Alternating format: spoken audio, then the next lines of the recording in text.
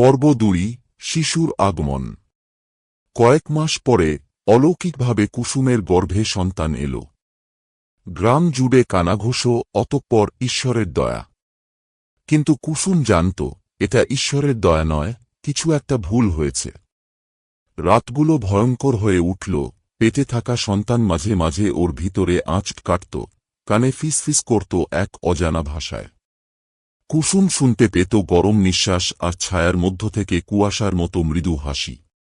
অবশেষে সেই রাত এল। ঝড়ো হাওয়া, বিদ্যুৎ চমকাচ্ছে, বাড়ির বাতি দপত করে নিভে যাচ্ছে। আর তখনই কুসুমের আর্তনাদে বাতাস কেঁপে উঠল। ঘরের এক কোণে দাঁড়িয়েছিল এক অন্ধকার ছায়া। ডাইনি ফিরে এসেছে।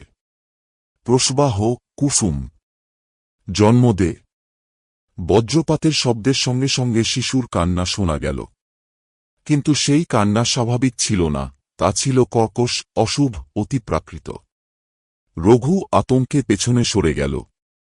শিশুটি দেখতে মানবের মতো নয়। কুচকুচে কালো চোখ, লম্বা নখ, আর তার ঠোঁট নড়ছে, যেন সে কোনো প্রাচীন মন্ত্র পড়ছে।